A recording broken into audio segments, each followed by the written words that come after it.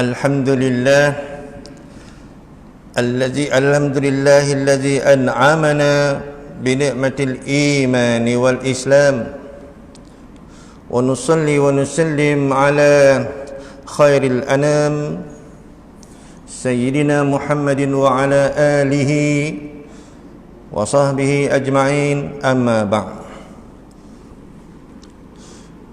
Rabbi shrah li sadri wa yassir li amri wahlul 'uqdatam min lisani yafqahu qawli.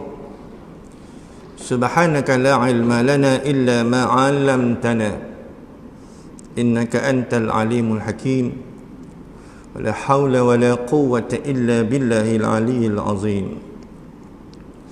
Tuan-tuan, hadirin, hadirat, tetamu Allah yang saya muliakan, pada malam ini sampailah giliran saya bukan nak mengajar tuan-tuan, tapi nak mengingatkan diri saya sendiri sebenarnya.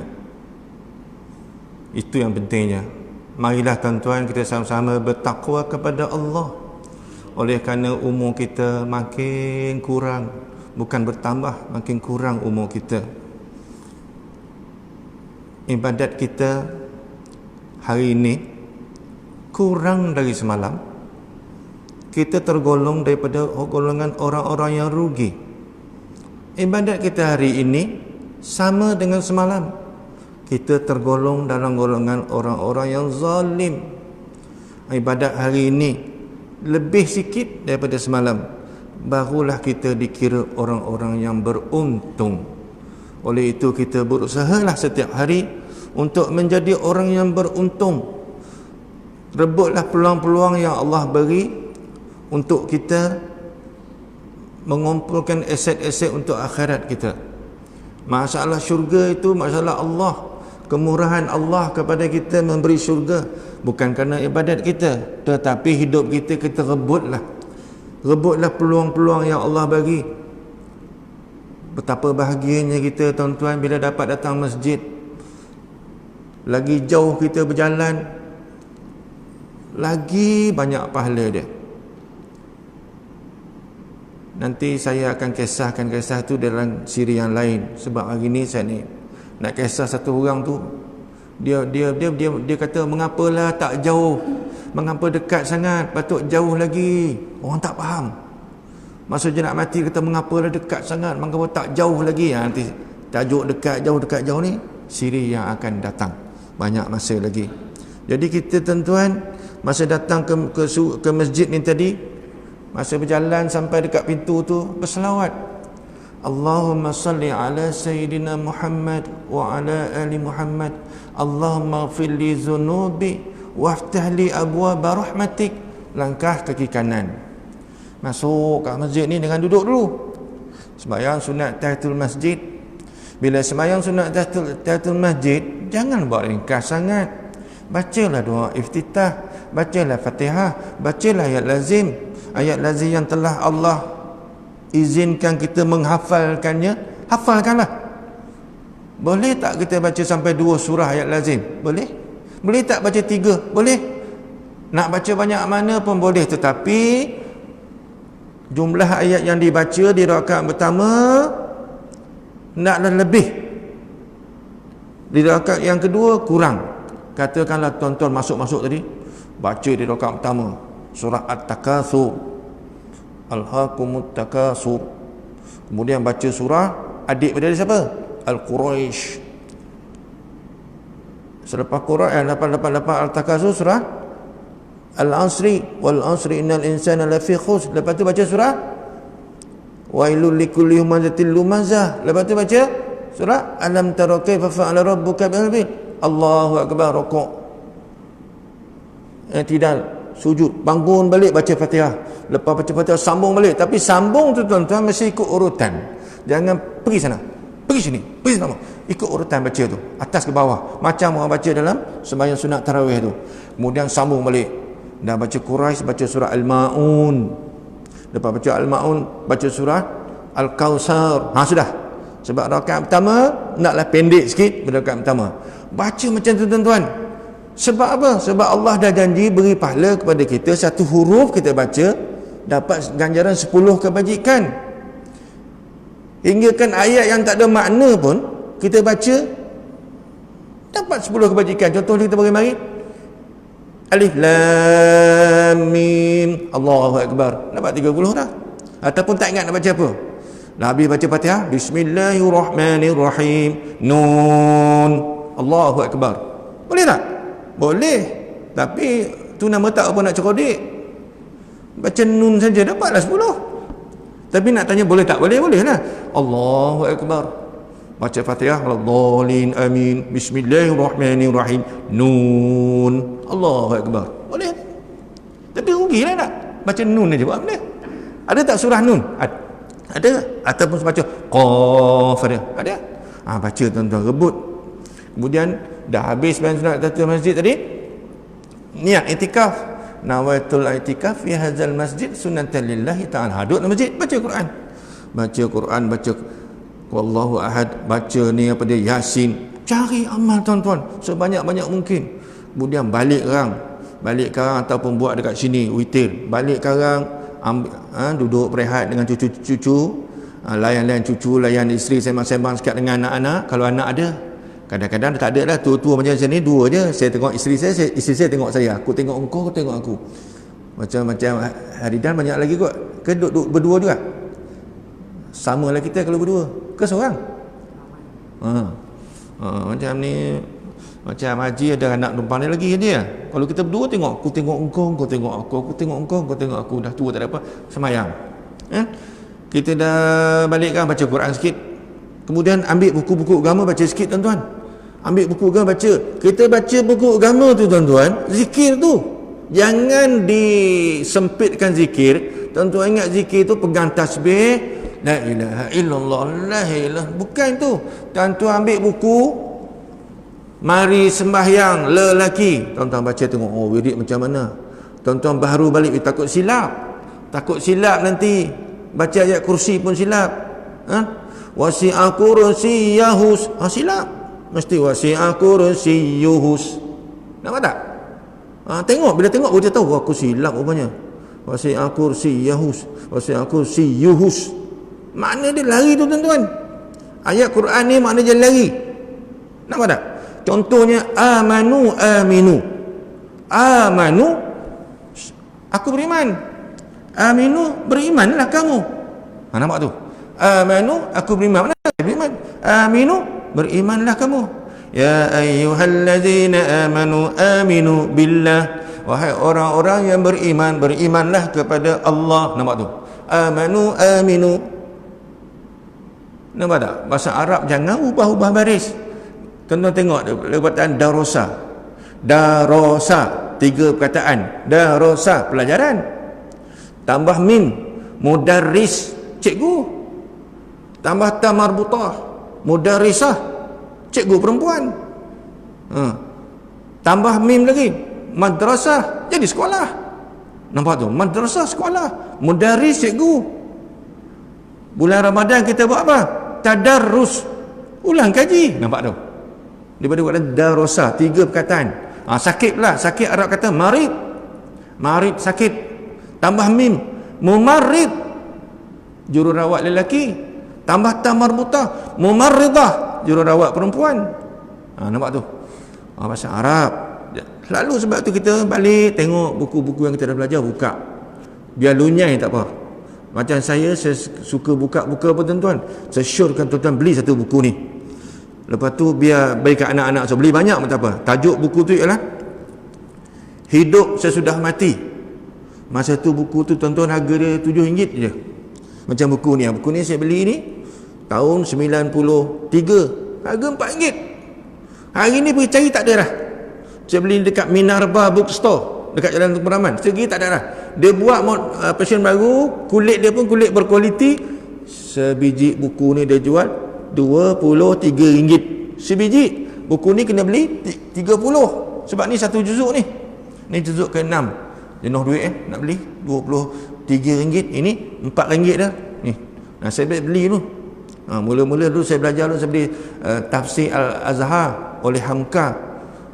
penuh almari tu, nak baca pun susah sangat. Lama-lama saya tolak, siapa nak beli, aku beli ni 300, aku nak jual 200, berebut orang beli. Saya beli yang ni RM4, sebab yang ni mudah faham. Ini Sun Haji. Sun Haji ni satu orang ustaz, ulama yang terkenal juga Sun Haji. Buku dia mudah faham, saya beli yang ni. Baiklah tuan-tuan, itulah saya menyeru tuan-tuan, diri saya kita lipat gandakan ibadat kepada Allah, kumpul ibadat banyak-banyak, sebab itulah yang akan menolong kita esok tuan-tuan. Macam kita datang masjid ni, kalau diterima Allah, keikhlasan kita ni, besok ni kita dapat lindungan.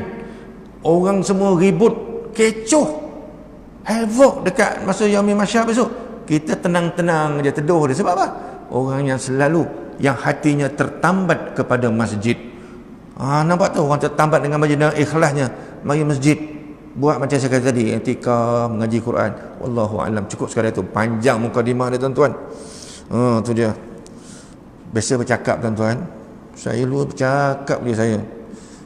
Tanya Herdan lah, kita polis tentera ada apa? Rokol kan? Saya cikgu. Lepas cikgu betul saja meja. Jadi pasal meja, jadi komni. Bila ada komni, rokol budak. Tiap-tiap maaf kadang seminggu sekali rokol. Bercakap dia. Lepas tu perangai saya memang saya cakap sampai 1 jam. Kalau budak tak tumbang seorang, saya tak berhenti lagi. Sampai dah tumbang, pelepuk tumbang seorang, baru saya berhenti. Baru saya cukup ni, cukup. Cerita pasal kasut, cerita pasal beret, cerita apa, tuk jatuh seorang baru saya bangun. Tu dia. Budak-budak ni kalau dia nakal dekat sekolah macam nakal pun, bila masuk polis hilang nakal dia, heran betul. Dekat sekolah lawan cikgu. Siapa cikgu sini? Cikgu, ada cikgu seorang tadi. Dah balik lah cikgu. Tapi kalau masuk polis tanya jisa tu, tak berani je lawan cikgu. Sebab kami satu hati. Lawan dia, kami cikgu semua bagi dia. Bagi gelut orang satu, kau ambil gelut satu, kau ambil gelut, kau naik ring. Dia lawan dia sampai satu masa dia tumbuk lalat pun tak mati dah. Kita masuk dah tumbuk dia pula. Baru dia serik tu tuan-tuan ya. Baiklah. Pada malam ini tuan-tuan saya sambung cerita Nabi Adam dah habis. Ini cerita anak dia pula ya. Cerita anak Nabi Adam.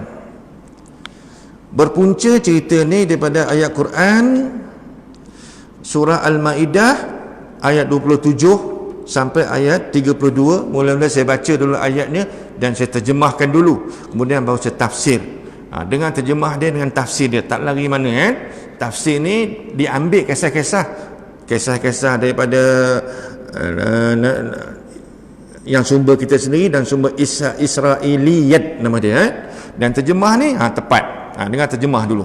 A'udzubillahi minasyaitonirrajim. وَاتْلُ عَلَيْهِمْ نَبَأَ ابْنَيْ آدَمَ بِالْحَقِّ إِذْ قَرَّبَا قُرْبَانًا فَتُقُبِّلَ مِنْ أَحَدِهِمَا وَلَمْ يُتَقَبَّلْ مِنَ الْآخَرِ قَالَ لَأَقْتُلَنَّكَ قَالَ إِنَّمَا يَتَقَبَّلُ اللَّهُ مِنَ الْمُتَّقِينَ.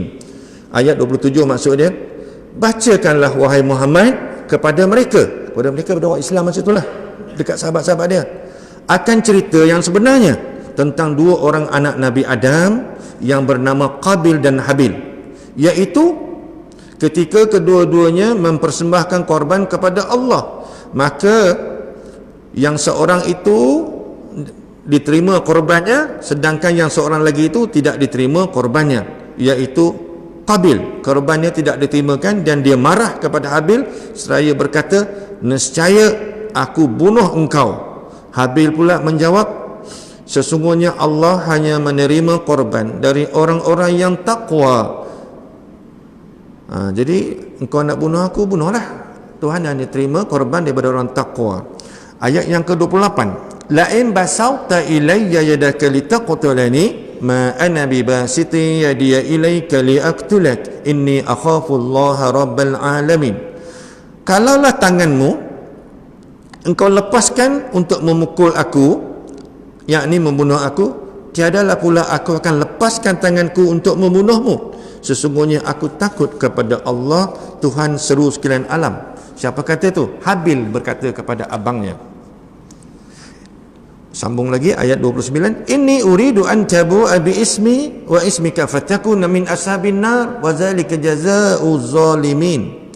Aku ingin supaya engkau memikul dosa kerana membunuh aku, dan dosa engkau sendiri, engkau akan menjadi penduduk neraka, dan itulah balasan orang-orang yang zalim. Ayat 30, fatawwa'at lahu nafsuhu qatla akhihi faqatalahu fa asbaha minal khasirin. Tetapi kemahuan nafsu Qabil menyuruh bunuh saudaranya, terus dibunuhnya, maka jadilah ia daripada orang-orang yang berugi. Faba'asallahu ghuraban yabhasu fil ardi liyuriyahu kaifa yuwari sawata akhihi qala ya wailata a'ajaztu an akuna misla hadzal ghurabi fa uwari sawata akhihi fa asbaha minan nadimin. Kemudian Allah mengirimkan seekor burung gagak yang menggali tanah, memperlihatkan kepada Qabil bagaimana dia menimbus mayat saudaranya.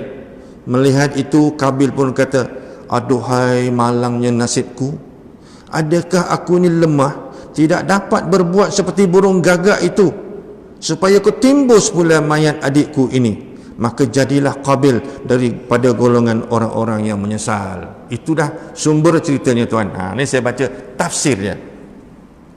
Adalah diceritakan bahawa Siti Hawa telah melahirkan 39 orang anak. 39 orang.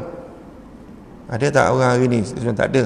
Sehebat-hebat orang apa ni 15-16 je kan. Dekat taman saya dulu, anak tu 12. Cikgu Yahya 12 anak, satu bini. Belum 2 bini tu, satu isteri, bini pula. 39 orang anak dari suaminya Nabi Adam. Tiap-tiap bersalin anaknya kembar.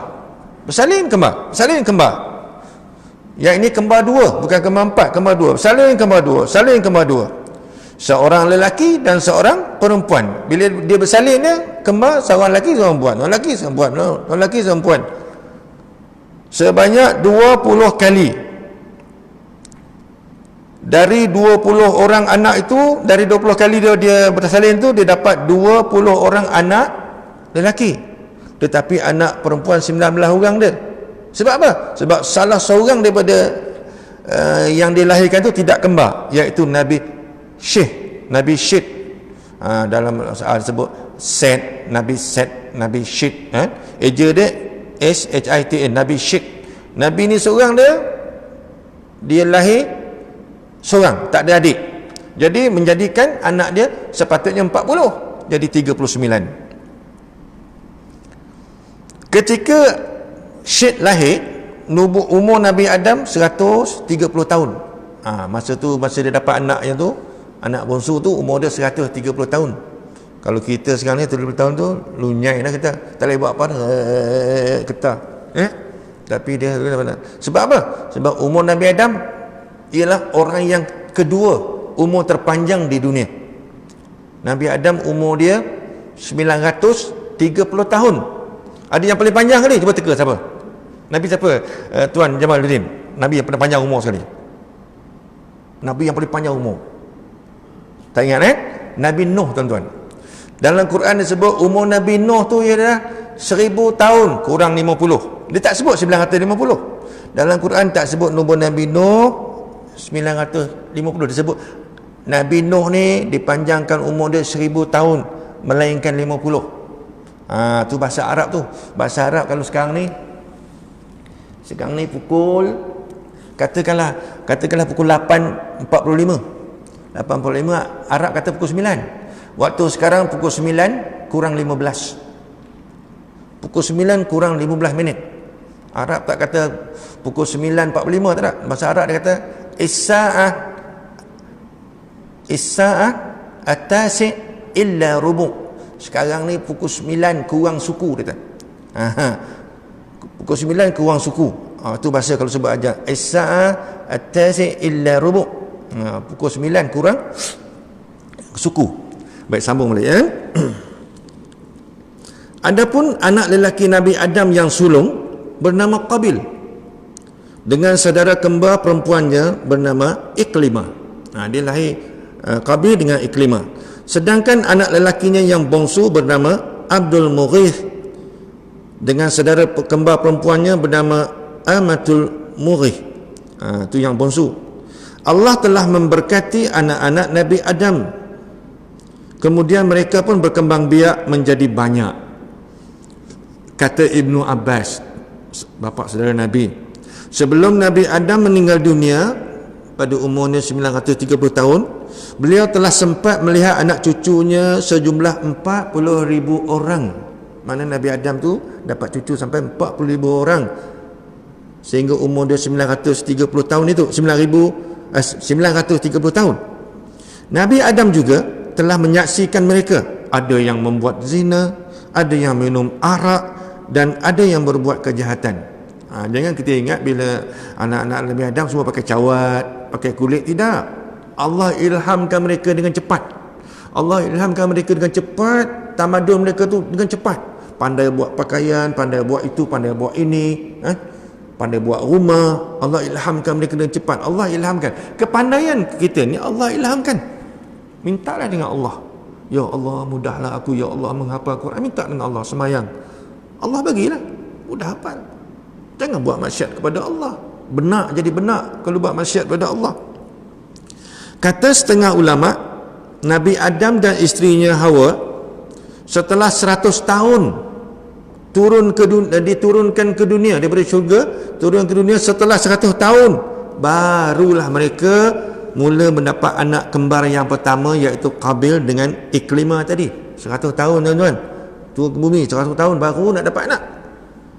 2 tahun kemudian, 2 tahun lepas anak pertama tu lahir kembar yang kedua. Kembar yang kedua itulah Habil dan adiknya yang bernama Labuda. Anak Nabi Adam nama Labuda, nama Iklimah. Nanti ambil lah buah anak perempuan Labuda. Tak sedap nama dia. Nama anak Nabi tak sedap aja. Nama dia sedap. Dia bukan nama dia campur lagi. Ada orang tu bukan nama anak dia masa saya duduk kat sekolah tu. Nama dia Seri Malaysia. Seri Malaysia nama dia. Lepas tu dia dah besar, dia malu, dia minta tukar. Kena bayar duit lah sikit nak tukar nama. Nama Seri Malaysia sebab apa? Sebab dia ni mak dia lahirkan dia dalam kapal haji Seri Malaysia. Dulu ada kan kapal haji nama Seri Malaysia. Masa tu kita tak tahu lagi, kita muda lagi tu kan haji kan. Masa tok kita dia pergi haji naik kapal haji Seri Malaysia. Dia lahir dalam kapal haji, dia buat nama anak dia Seri Malaysia. Anak dia pun malu tukar nama. Jadi anak Nabi Adam ni nama Labuda. Setelah anak-anaknya besar, mereka telah dikahwinkan. Caranya ialah laki-laki kembar pertama dikahwinkan dengan perempuan kembar kedua. Dia tak boleh kahwin satu kembar. Tak boleh kembar. Dia kahwin kembar dia selang. Macam ni Qabil, dia kahwin dengan adik Habil. Perempuan yang kembar dengan Habil ni kahwin dengan Qabil. Masalah ni ialah ada masalah dia. Masalah dia yang adik Qabil ni cantik wajah dia. Yang adik Habil tak cantik. Jadi Qabil protes lah. Tak boleh kata. Aku nak kahwin dengan adik aku cantik. Ni bagi kat Habil tak boleh. Nama mereka sampai bergaduh. Jadi sampailah masanya kisah ini berlaku. Manakala Qabil dengan adik kembarnya Iklimah dan Habil dengan adik kembarnya Labuda masing-masing telah menjadi teruna dan dara. Allah telah memerintahkan Nabi Adam supaya menjodohkan Qabil dengan Labuda dan Habil pula dijodohkan dengan Iklimah, iaitu adik Qabil, untuk meramaikan dunia ini dengan keturunan mereka. Adapun Iklimah itu seorang perempuan yang sangat cantik, sedangkan Labuda pula tidaklah secantik Iklimah. Maka perintah Allah itu pun disampaikan kepada anak-anaknya. Habil menerima perintah itu dengan hati yang rela, tetapi Qabil telah menolak dengan marah sambil berkata, Iklimah adik sayalah yang berhak memperisterikannya. Nabi Adam menerangkan, engkau tidak halal memperisterikan adikmu sendiri. Qabil tetap juga hendak enggan mematuhi perintah Allah itu. Bahkan dia berkata, bukan Allah yang memerintahkan kepada ayah seperti itu, tetapi itu pendapat ayah saja. Maka Nabi Adam pun berkata kepada kedua anaknya, kamu berdua hendaklah mempersembahkan korban untuk Allah. Siapa yang diterima korbannya, dialah yang berhak memperisterikan Iklimah. Jika korban yang dipersembahkan itu diterima, akan turunlah dari langit sejenis api yang putih memakan korban itu. Tetapi jika tidak diterima, maka burung-burung dan binatang-binatang lah yang akan memakannya. Dulu tuan-tuan buat korban tak boleh bagi kat manusia. Manusia tak ada je letaklah atas gunung. Tetapi sekarang masih ada orang-orang agama primitif ni. Contohnya agama Hindu lah. Ni, tak bunyi ni Hindu marah lah. Hindu tengok marah saya ni. Agama Hindu pun korban juga tuan-tuan. Dia korban, dia letak di pangkal pokok, dia letak, dia buat korban. Saya ingat masa kecil-kecil dulu, dia buat korban, dia letak pangkal pokok. Saya nak pergi sekolah, saya jumpa korban dia. Saya sapu lah. Balik-balik bayar sesebat senggotan, dia tahu. Oh, makan mana tu? Dia letak dekat pangkal pokok. Saya masa tu kecil-kecil kan ikut kawan-kawan. Saya pergi ambil korban tu, pergi makan korban tu. Jadi bila korban tu dah diambil, dia ingat Tuhan ni makan. Pada set kali makan dengan kawan-kawan dia. Korban. Begitu juga dengan bunuh diri. Bunuh diri yang Jepun buat tu. Yang Jepun bunuh diri tu amalan Nabi Musa. Amalan Bani Israel zaman Musa sampai kat Jepun. Tetapi kita nak heran apa tuan-tuan, sebab apa? Tamadun Jepun, tamadun Cina tuan-tuan berlaku lebih awal daripada kelahiran Nabi Muhammad. Sebagai contohnya, Nabi Muhammad dilahirkan 571 Masihi, betul tak? Dan tembok besar negeri Cina dibina 1000 tahun sebelum Masihi. Tuan-tuan faham tak Masihi? Tanya budak, kalau tak faham tanya orang yang faham. Masihi sebelum Masihi. Nampak tak? Sebelum lahir Nabi Isa. Contohnya Nabi Ibrahim lahir tahun 1900 sebelum Masihi. 1900 tinggi tu, 1900 tinggi. Lepas tu anak dia pula lahir tahun 1881 sebelum Masihi. Kata kenapa makin turun? Lepas tu pula Nabi Musa lagi bawah pada Nabi Ibrahim, lahir tahun 1000 lebih Masihi, sebelum Masihi. Sebelum Nabi Musa tu. Fir'aun pula, kejadian Fir'aun bila Nabi Idris, bila Nabi Idris lebih kurang dalam 3000 sebelum Masihi. Maknanya daripada Nabi Idris tu 3000 sebelum Masihi. Campur sekarang ni 2020 campur, baru ada lebih kurang dalam 5-6 ribu macam tu je daripada Nabi Idris tu. Nampak nak sampai ke kita ni. Kita sekarang ni 2020 Masihi. Tu sebelum Masihi. Baiklah. Tidak lama kemudian pergilah Qabil dan Habil menyediakan korban masing-masing. Si Qabil ni seorang peladang. Qabil seorang peladang, dia menyediakan selonggok gandum yang tak berapa baik kualiti dia. Dia korbankan gandum tak berapa baik kualiti dia. Sedangkan gandum yang baik-baik itu dia kata, baik aku makan sendiri, dia kata. Lagi pula aku tak kisah dah.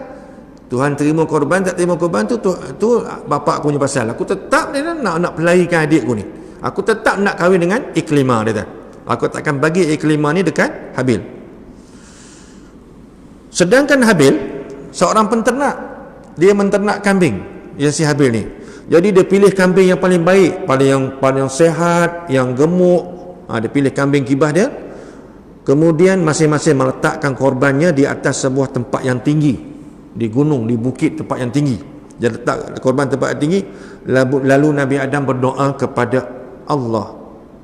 Kerana itu perintah Allah. Allah kata suruh dia buat korban, maka dia buat korban. Tiba-tiba turunlah api yang putih dari langit, dan api itu telah memakan korban Habil, lalu dibawa ke syurga. Korban Habil dibawa ke syurga. Dan kambing kibas itu hidup di syurga sampai zaman Nabi Ibrahim. Ketika Nabi Ibrahim diperintahkan Tuhan menyembelihkan anaknya Ismail, Nabi Ibrahim telah melakukan perintah Tuhannya. Korban itu diturunkan semula dari syurga berupa seekor kambing kibas yang kemudian disembelih oleh Nabi Ibrahim sebagai penebus atau pengganti penyembelihan anaknya. Kisah itulah yang dinyatakan oleh Allah dalam firman-Nya, watlu alaihim naba abnai adam bil haqq iz qarraba qurbanan fatuqabbal min ahadima. Jadi bacalah kepada mereka cerita yang sebenarnya tentang dua anak Adam, iaitu ketika keduanya mempersembahkan korban, maka yang seorang dari keduanya diterima korbannya, seorang dia terima, iaitu korban Habil. Qabil tak diterima. Qabil peladang, Habil penternak. Nampak tu? Di sini kita dapat pelajaran dah. Pelajaran bahawa kita masa tu tak ada kelang on, tak ada kelang Samsung, tak ada. Jadi untuk mencari sara hidup, bertani dan menternak. Jadi Qabil petani, Habil penternak. Itulah kehidupan. Dengan menternak kambing dapat minum susu kambing. Nampak tak? Kita sekarang tak pernah tengok susu kambing pun. Cucu-cucu kita kambing pun tak pernah tengok. Yang tahu kambing daging dah balik rumah dah. Kita buat kekah, kita sembelih kambing, dah balik daging kekah dah siap dah. Dia tengok kambing pun tengok susu kambing pun dia tak tahu dia minum susu kambing tu. Kalau tengok dia pun geli, dia tengok, minum ini lah. Baiklah, Allah menyuruh Nabi Muhammad supaya membacakan ayat Quran yang saya bacakan tadi kepada kaumnya, kaum Quraisy pada masa itulah, iaitu ayat-ayat isi cerita tentang dua orang anak Adam bernama Qabil dan Habil.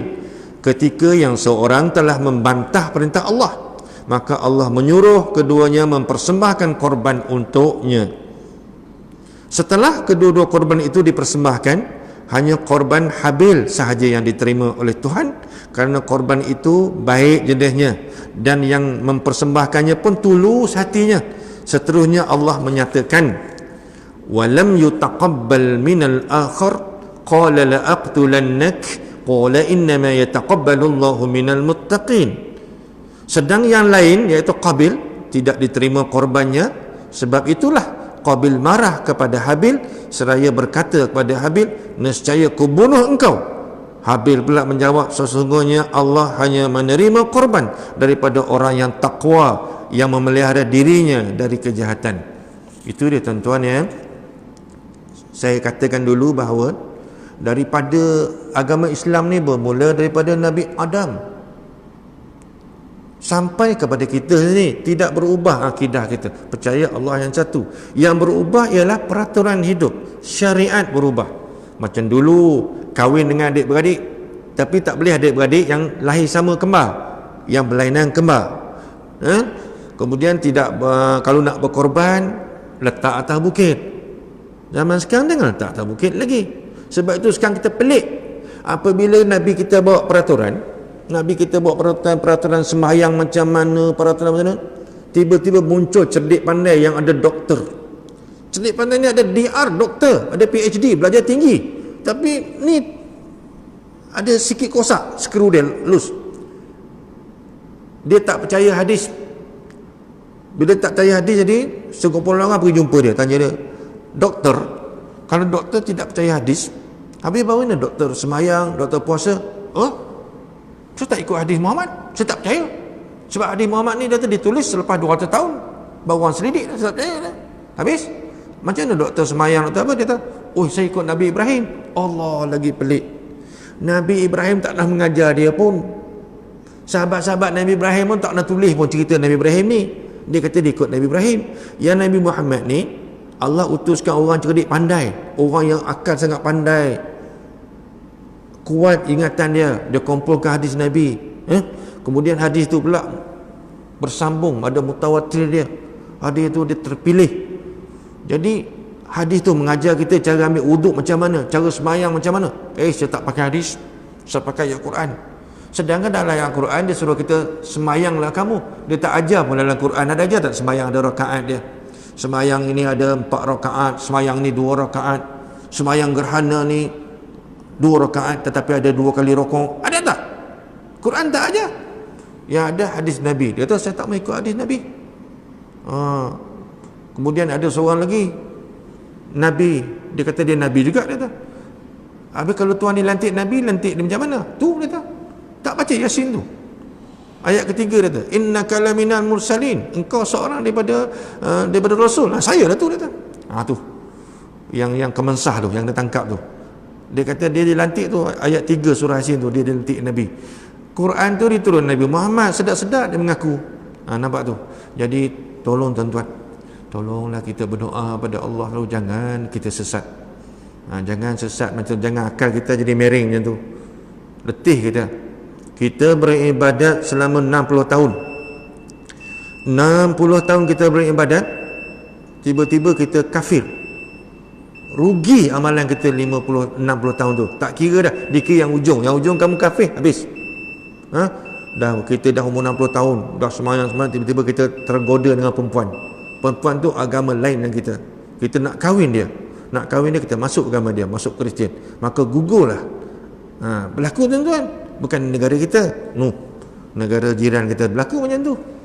Lepas tu pula, yang untungnya orang ni dia kafir 60 tahun 60 tahun dia kafir, tiba-tiba dia teringin nak masuk Islam. Dia kata Islam betul, masuk Islam. Kemudian dia pergi ke paip air nak ambil wuduk, patuk dia tedung selah, mati kat situ, masuk surga. Satu waktu pun tak sembahyang lagi, tapi dia masuk Islam, masuk surga. Kita kata tak adil lah macam tu. Kawan ni dah beribadat 60 tahun, masuk neraka selama-lamanya. Orang ni masuk Islam baru masuk Islam, belum buat ibadat lagi, masuk surga selama-lamanya. Nak buat macam mana? Dah itu hukum Allah. Sebab bila dia masuk Islam, dia akan terus beribadat lah. Yang kamu tadi, bila kamu meninggalkan Islam, kamu dah kufur, kamu akan kufur terus. Fikir balik. Kita kata tak adil. Itu adil tak adil atas kehendak kamu. Tetapi betul lah, bila kamu murtad, ibadat kamu tertolak habis. 60 tahun beribadat, bukan sikit tuan-tuan. Tiba-tiba sampai umur 60 murtad, habis, masuk neraka selama-lamanya. Orang 60 tahun kafir, masuk Islam, nak pergi ambil wuduk, petuk dia ulam, mati, masuk surga bulat-bulat. Ada kisah dia tuan-tuan tu. Kisah tu ada kisah dia nanti sampai di siri yang lain. Jadi saya habis sikit lagi tuan-tuan ya. Lepas ni kita sembahyang sunat dia. Saya sembahyang sunat Qabliyah Isyak. Saya nak sambung sikit lagi. Manakala Qabil mendapati gandumnya di atas gunung tidak terusik, yang bererti korbannya tidak diterima Tuhan. Sedang kambing Habil telah ghaib, yang bererti korbannya diterima Tuhan.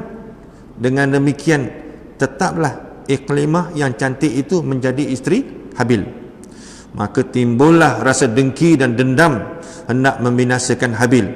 Inilah anak Adam yang mula-mula sekali terperdaya oleh kecantikan seorang perempuan sehingga tergamak melakukan kedurjanaan. Tetapi dendamnya disimpan sahaja sehingga sampai masanya Nabi Adam pergi ke Makkah kerana ziarah Baitullah. Bermakna Baitullah dah ada dah masa Nabi Adam tu, tetapi hilang sekejap sebab tamadun bertukar-tukar, hilang sekejap. Kemudian Allah takdirkan Nabi Ibrahim pula membuka Mekah semasa dia meninggalkan Hajar dengan Ismail. Tuan ingat tu cerita kan? Dia tinggalkan Hajar di Ismail di Mekah, dia balik ke Palestin. Kemudian dia datang dia sekali, tengok dah maju dah Mekah. Itu cerita Zamzam tu. Nabi Adam pergi ke Mekah kerana ziarah Baitullah. Adalah diceritakan manakala Nabi Adam hendak pergi ke Mekah, dia berpesan kepada langit, "Hai langit, peliharalah anak-anakku sebagai amanah." Langit enggan. Dikatakan pula kepada bumi dan gunung-gunung seperti itu, kedua-duanya enggan. Tetapi manakala dikatakan kepada Qabil menjawab, "Saya sanggup. Dan nanti bila ayah kembali akan mendapati segala-galanya akan memuaskan hati ayah." Maka pergilah Nabi Adam ke Mekah. Bila dia kembali daripadanya, Qabil telah pun membunuh Habil, iaitu yang diisyaratkan oleh Allah dengan firman-Nya dalam surah Al-Ahzab, "Inna aradna al-amanata 'ala as-samawati wal ardi wal jibal fa abayna an yahmilnaha wa ashfaqna minha wa hamalaha al-insan innahu kana zaluman jahura." Zaluman jahula. Maksudnya sesungguhnya kami, yakni Allah, telah serahkan amanah kepada langit dan bumi serta gunung ganang. Semuanya enggan untuk memikulnya dan takut bertanggungjawab. Kemudian dipikul oleh manusia. Sesungguhnya manusia itu aniaya lagi bodoh. Bermakna Qabil telah menyanggupi untuk memelihara amanah ayahnya, tetapi kemudian dia telah mengkhianati amanahnya. Selanjutnya diceritakan, setelah Nabi Adam pergi, datanglah Qabil menemui Habil di tempat penternakannya. "Aku bersumpah hendak membunuhmu." Habil bertanya, "Apa sebabnya?" Qabil kata, "Sebab Allah menerima korbanmu dan menolak korbanku. Engkau kahwini adikku yang cantik, aku pula terpaksa mengahwini adikmu yang buruk. Tentulah orang-orang akan mengatakan engkau lebih mulia daripada aku, dan anak-anakmu akan bermegah-megah kepada anak-anakku.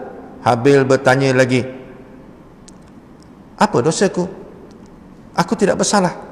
Allah telah menerima korban yang telah dipersembahkan kepadanya, dan Allah hanya akan menerima korban daripada orang-orang yang takwa. Itulah yang iaitu orang yang memelihara dirinya dari kejahatan.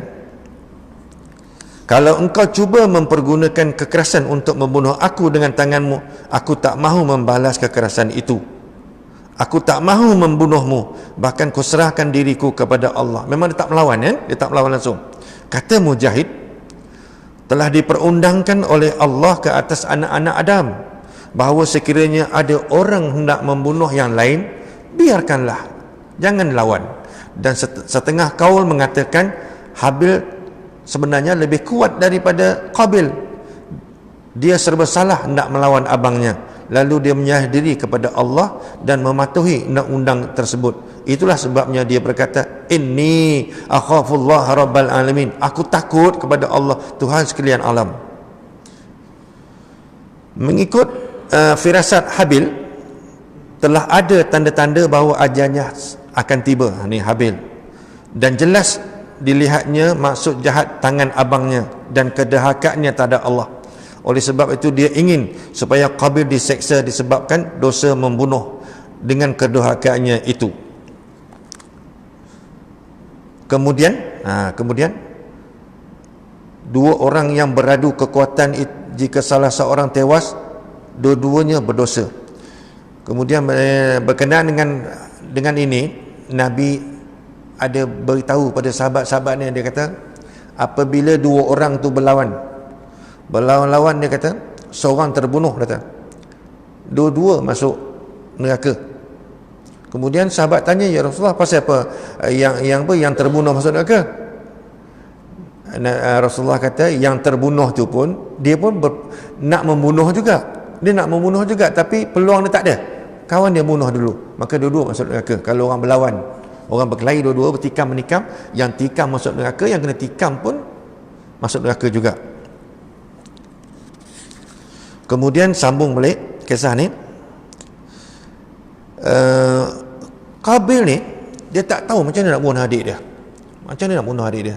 Satu hari dia dapat ilham daripada bisikan syaitan. Syaitan tunjukkan cara nak bunuh, ialah ambil batu hempas di atas kepala, kemudian mati. Maka si Qabil pun dia pergi ke tempat adik dia berehat. Dia nampak dia adik sedang tidur, dia naik atas bukit, dia lepaskan batu tu menimpa Qabil pun mati. Bila Qabil mati, dia pikul mayat Habil ni. Bila Habil mati, Qabil pikul mayat Habil ni, pergi sana sini dia risau. Dah sampai 3 hari dia pikul mayat, dia menangis, dia tak tahu nak buat apa, dia macam menangis, dia keriau, macam aku nak buat ni mayat ni. Tiba-tiba masa dia berehat, Allah perlihatkan burung gagak, 2 ekor burung gagak berkelahi gagak tu, seekor gagak mati. Gagak yang hidup tadi menggunakan paruhnya dan kukunya, dia mencakar-cakar tanah, korek lubang, dia masukkan gagak yang mati, dia timbus. Qabil kata, oh begini rupanya. Maka dia buatlah adik tu, dia korek tanah, dia masukkan adik dia Habil, dia tanam macam mana burung gagak tadi buat.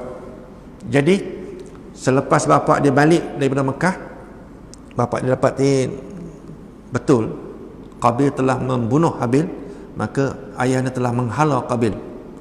Qabil pun dia lari dengan Ikrimah, yang perempuan yang digila tadi. Ikrimah dia lari ke negeri selatan tu, nama negeri tu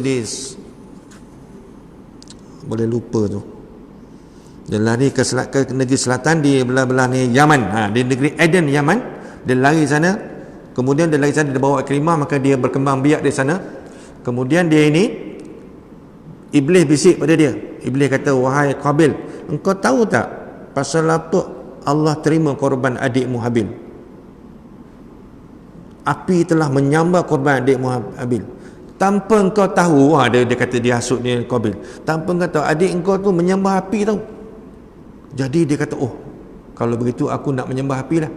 Dia lah jadi orang yang pertama sekali, Orang yang pertama sekali mencipta agama sesat, agama menyembah api, dicipta oleh Qabil. Qabil yang bukan cipta, yang mula-mula sekali yang kafir kepada Allah, menyembah api, ialah Qabil dan family dia. Sebab apa? Bisikan syaitan. Syaitan kata, adik kamu tu korban dia diterima oleh kerana dia menyembah api, oleh itu kamu baik sembah api. Dia pun nak jadi baik macam adik dia sembah api. Itulah mula sembah api. Mula tu dah mula dah agama terpesong. Kemudian saya akan sambung balik tuan-tuan, Nabi Idris. Nabi Idris insya-Allah di sini akan datang sebulan lagi, kisah Nabi Idris. Dan besok tuan-tuan, besok saya akan mengajar tajwid. Kalau kosong kat sana je, kosong dekat jadual pengajian tu, saya akan isi dengan solat tajwid. Kemudian apabila kita dah boleh mengaji sikit besok ni, saya nak buat setiap subuh. Setiap subuh bila tak ada kuliah subuh dia, bila saya tak ada masa dia, kita mengaji kat luar ke kat dalam ni. Kita mengaji Quran. Tuan-tuan, mengaji Quran ni mustahak tuan-tuan. Mustahak mengaji dengan betul. Tajwid tu tuan-tuan memang susah nak ingat tu, nak ingat nun mati, nak ingat mim mati, nak ingat mat. Mat ada mat tabi'i, ada mat cabang, ada mat cabang tu banyak, ada mat jaiz, ada mat wajib. Semua itu tuan-tuan dia jadi ingat sendiri. Tuhan ilham kita boleh ingat jika kita seorang yang mengaji Quran hari-hari. Hari-hari juga kita ingat, oh ni mat jaiz munfasil, oh ini mat wajib muttasil. Kalau kita tak mengaji tuan-tuan, kita sebut tu dah kan, aku nak sebut pun tak kerti mana satu munfasil, mana satu muttasil. Tapi bila kita mengaji tuan-tuan, dengan ikhlas kita mengaji, Allah ilham kita boleh ingat semua tu. Saya pun heran macam mana boleh ingat. Masa saya sekolah dulu asyik fail je, asyik kena marah cikgu tu, ni mat jaiz, ni mat wajib tu. Bila saya dah mengaji tu, Allah mudahnya nak ingat mat wajib, mudahnya nak ingat mat jaiz. Bukan mat jaiz macam ni tu. Lepas tu pula ada pula Quran ni ada tashil dia, ada bacaan tashil, jami'u wa arabi, ada pula baca imalah dia, bismillahirrahmanirrahim. Mana waktu bukan re. Setengah orang sebut re tak betul, re. Bismillahirrahmanirrahim wa mursaha. Jadi benda-benda tu kalau tak belajar tuan-tuan, Allah. Jadi sementara saya nak ajar ni, saya ajar sukarela. Bukan saya nak minta tuan-tuan upah apa. Jangan sebut upah, tak nak.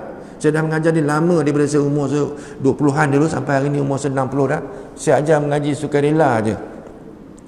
Sebab Allah bagi saya ilmu tu. Sebab apa saya nak ni? Saya nak tuan-tuan datanglah besok macam ni, siap papan putih sini. Jangan besok ni bila tuan-tuan tengok kawan-kawan tuan-tuan boleh mengaji dah, saya nak tumpang sekaki dah. Minta maaf nak tumpang. Tengok orang boleh mengaji nak tumpang. Jadi macam masa dekat Pelapur tu, dekat Pelapur bila saya ajar mengaji, saya mengajar Iqra', datang orang tu sapu sampah. Dia sapu sampah dia kata apa? Syed tu mengajar orang tua, dia buat main-main dia, mengajar lek bata orang tua. Saya mengajar lek bata, saya mengajarkan sebutan huruf tu. Saya kata huruf ni sebut huruf ba. Huruf ba ni kalau hidup bunyi dia ba'un, kalau mati ba. Kalau sebut biasa ba, jangan sebut biasa, sebut ba, nanti orang terkejut pula. Ba tu kita nak bezakan mati hidup sebiji. Huruf jim, huruf rim, kalau huruf jim tu bunyi dia jimun.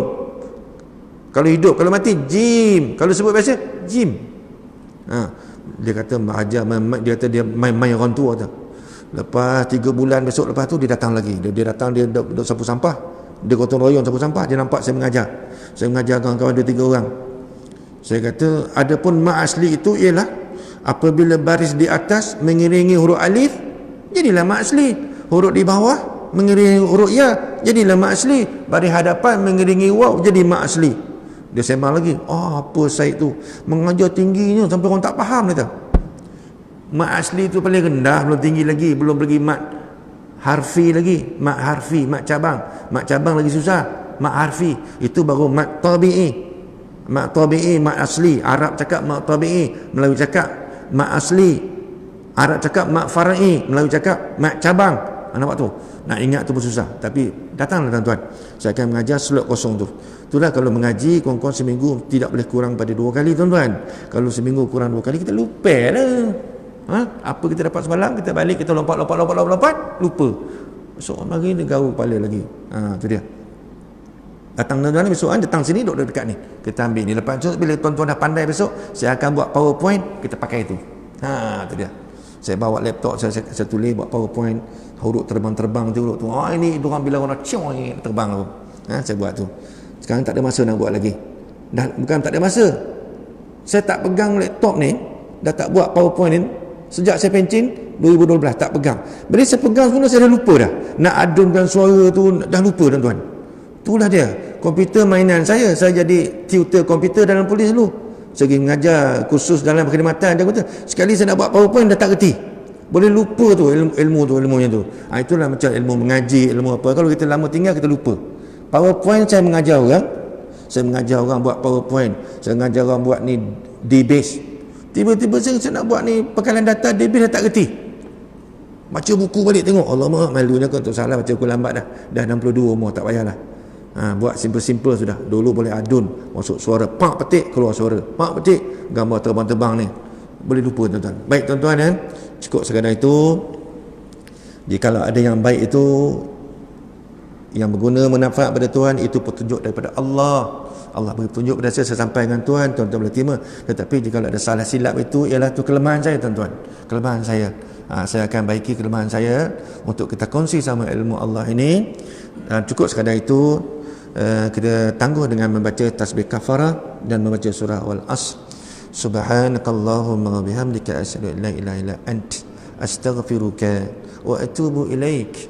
Bismillahirrahmanirrahim. Wal asri innal insana lafi khusr illa allazina amanu wa amilus salihat wa tawassaw bil haqq wa tawassaw bis sabr.